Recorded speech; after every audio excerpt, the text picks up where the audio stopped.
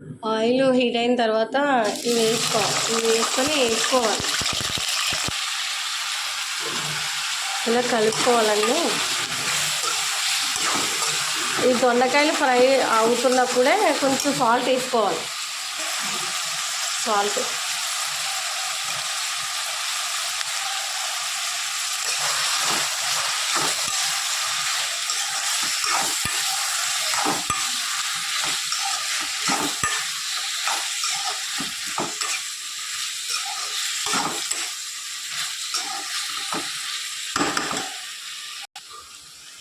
దొండకాయలు మగ్గేంత వరకు మూత పెట్టుకోవాలి.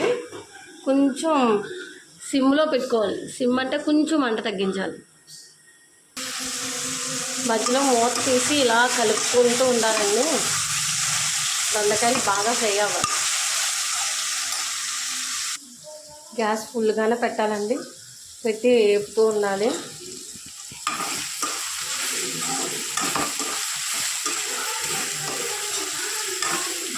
లైట్గా కలర్ మారితే అప్పుడు తీసి ప్లేట్లోకి తీసుకొని పెట్టుకోవాలి. అప్పుడు మసాలా వేపాలి.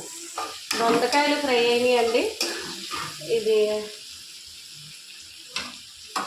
నూనె అంతా ఇలా ఉంచుకొని ఇలా తీసేసుకోవాలి.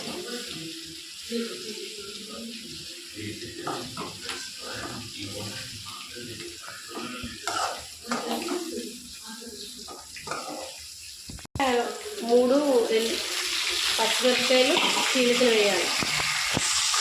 చీలిక చేసి వేయాలి ఆ నూనెలో. కొంచెం చెట్టుపట్లాడి ఉడికిన తర్వాత మసాలా వేసేయడమే.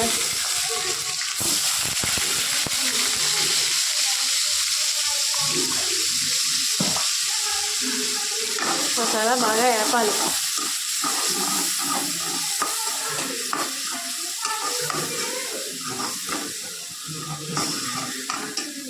మసాలా త్వరగా వేగాలంటే ఇందాక దొండకాయల్లో కొంచెం ఉప్పు వేసాం కదండి, ఇందులో కొంచెం స్పూన్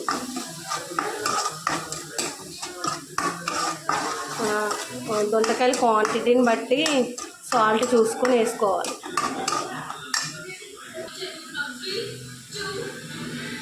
ఉడుకుతూ ఉంది. బాగా వేపాలి. బాగా వేస్తే టేస్టీగా ఉంది.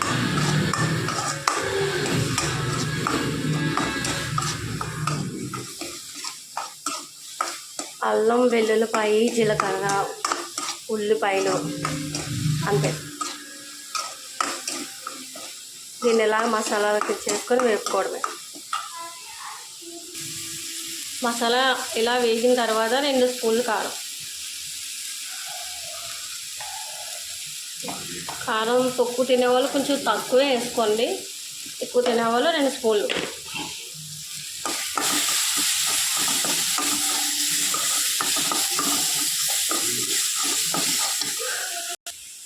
ఇప్పుడు ఇందులోకి దొండకాయలు వేసేస్తాం.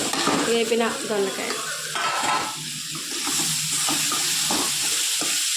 ఇందులో కొంచెం ఆయిల్ అది ఉంది కదా, అప్పుడు బాగుంది.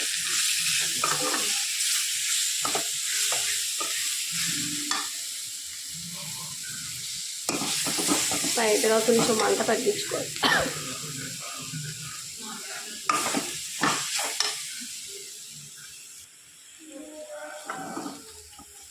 ఇందులో కొంచెం మసాలా వేసుకోవాలండి.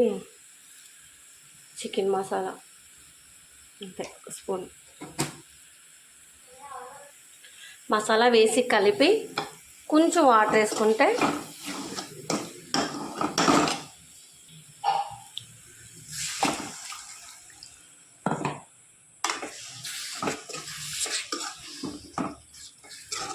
ఒక అరసలు గ్లాసుడు వాటర్.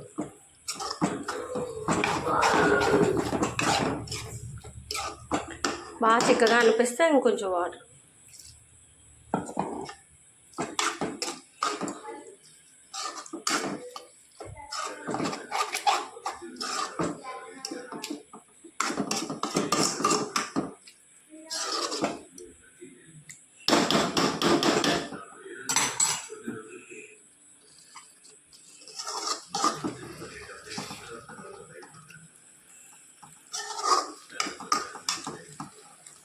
వేసి 10 మినిట్స్ అలా కర్రీని ఉడకబెడితే కొంచెం సిమ్లో తక్కువ మంటలో కర్రీ చాలా టేస్టీగా ఉంటుంది.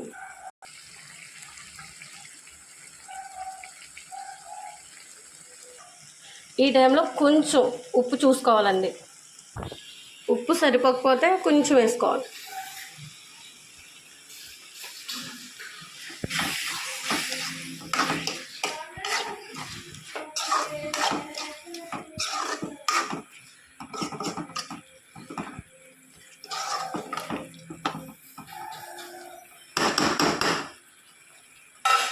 ఇప్పుడు మూత పెట్టేసుకోవాలి.